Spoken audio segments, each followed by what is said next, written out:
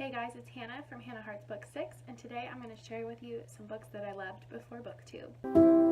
So I'm going to start with this book, Oh the Places You'll Go by Dr. Seuss. And this book actually, it does not remind me of childhood. I didn't fall in love with it when I was a little kid. I fell in love with it because I watched some YouTube videos of people reading it at like graduations and stuff.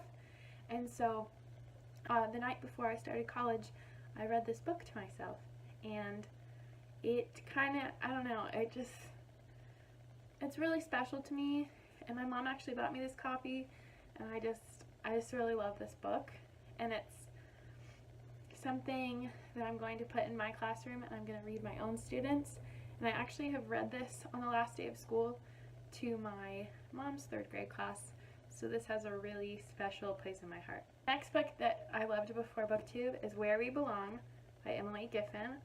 It has a half-price book sticker on there, so apparently I got it for $5. Her most popular book is like Something Borrowed, but I actually don't like those books very much. But this one is one of my favorites. I remember I picked it up at the library actually, or maybe I read my own copy, I don't know. But I took a form of this book on vacation with me to the mountains in New Mexico, and that's where I get a lot of reading done. So I read this book, and I just remember falling in love with it, and it's just one of those books that like I just remember reading it, and I love those books where you can remember your reading experience, because there's a lot of books where I can't remember books that I read. So this is something that I just really like. I haven't read this book in a long time, so maybe I need to reread it. I might not love it as much, but I really, really did like it.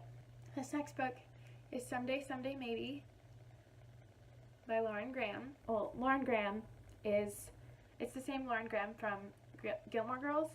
I've been in love with watching Gilmore Girls since like 2011. I remember it was 2014 and she came out with this book. Honestly, wasn't expecting it to be great, and it's not the next great American novel, but I really loved it. It's about this girl named Franny, and she's like trying to become an actress in New York. I finished the book on the night of like July 4th or something, and it's kind of funny because I finished it, like there's this deadline in this book, and I finished it on the day of her deadline, so it's kind of cool to read it along with that, and I didn't even realize what her deadline was. But I finished that book. It made me stay up till like 2, 3 in the morning, and I was supposed to like be asleep ready for this 14-hour drive the next day, but I fell in love with it, and I since got it on Audible with one of my many free credits that I've gotten. I've since listened to it like 3 or 4 times, and I just really love that book. The next book that I loved before Booktube, Seriously, I'm Kidding by Ellen DeGeneres. I pulled it up on my Audible because that's actually the first Audible credit I ever got.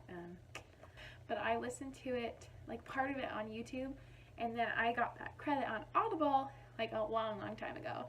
And I listened to it, and I think I got it from the library first maybe, and I listened to it and I loved it, and it's just so funny. It's just Ellen DeGeneres like talking about her life. It's actually like her 2nd book, so she kind of talks about, it came out around the time when she was a cover girl, and like she talks about Finding Nemo and how she really wants a sequel, which is really fun because actually the sequel is now out, and the book is just so funny. Like if you love Ellen's talk show, you'll probably love that book. I haven't read any of her other books just because this one has such a special place in my heart, and I've listened to it over and over again.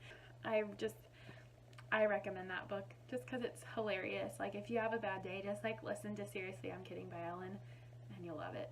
So the next book that I have is Walk 2 Moons by Sharon Creech. And I actually just finished reading this book again because I was in a terrible reading slump because I was reading The Girl Who Drank the Moon by Kelly Barnhill.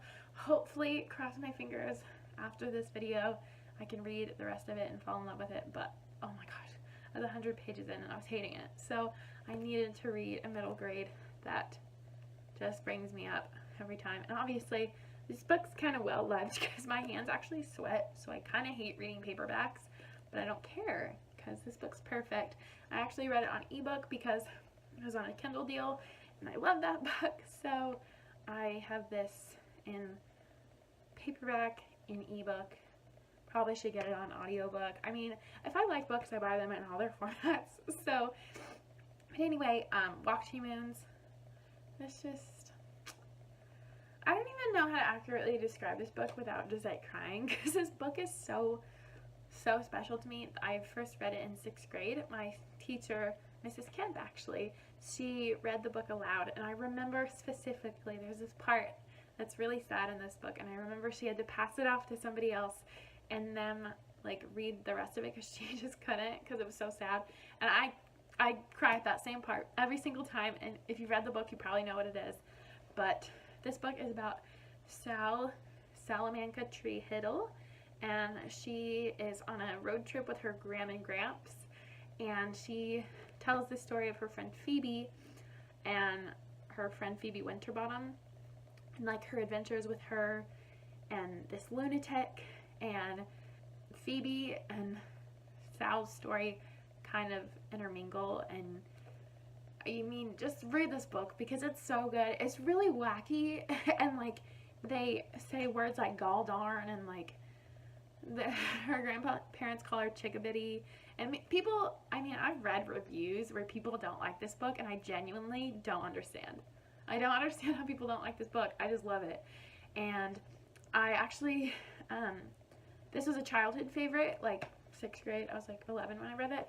But I've since reread it last summer, and I just reread it now. So I've read this book 3 times, and it's magical every single time. After this 3rd reread, I think it's pretty much my favorite book of all time. But yeah, just go read it. It's great. The next book I have is actually a 3rd in the series, and I picked this one because it's actually my favorite in the series.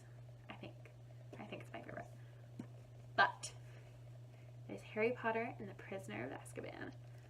And this book is not a childhood favorite either. I know. Gasp. I'd never read this book until last year. I know. I did not read this book. I actually finished this book on my 21st birthday. So I did not read this book until I was almost 21 years old. Can you believe that? Can you? I bet you can. But this is the first book in the series that like I didn't exactly know anything that was going to happen in it, because I'd seen the first 2 movies. The other thing about this series is that I didn't really ever watch the movies either. So book 3 through 7 was a complete shock to me. Anything that happened book 3 through 7, I was like, what? This book has been around for 21 years. So people just think that everybody's read it. But I know that there are some people who have not read it, so I'm not going to spoil it. There's a part at the end of this book that threw me for a freaking loop. I did not know what was going to happen, and I can't predict. I watched like Lily C. Reed's her books where she reads these, and she has these amazing predictions. I'm like, I never predict things while I'm reading. I'm just like shocked. But yeah, this book is my favorite, I think, in the Harry Potter series. It's a tie because Half-Blood Prince has so much about Voldemort like backstory, and I love Voldemort backstory, so I just can't pick. And then Goblet of Fire, that twist, like I had no idea that was going to happen. just Harry Potter. I fell in love with it before book 2, but I should have fallen in love with it when everybody else did back in the 2000s. But apparently I was too busy being a Christian and being real sheltered. So yeah, read this book because I didn't get to when I was younger, okay? Just read it. The last book I fell in love with before book 2 is Dumplin by Julie Murphy. I've already pre-ordered her 2nd book called Puddin', which is a companion story. And this book is about Willow Jean Dixon, and it's set in Texas, and she's in a beauty pageant. It's freaking great. She told me about this book on my last day at the library, and so she was like, you should read this book because it's coming out in the movie, and it's Dolly Parton in Texas, and I'm from Texas, and Dolly Parton's really cool. So anyway, I literally put it on hold at the library that day, and I read it within that week, and it was wonderful. And actually, I found Peter Monn through Dumplin. So actually, I should thank Catherine for introducing me to a great book, but then also thank YouTube for introducing me to Peter Monn. based on his Dumplin love, because we both love Dumplin, and I need to convince him, even though he has no idea who I am, I need to convince him that we need to buddy read Puddin' together, because duh. So those were the books that I loved before Booktube. Bye guys!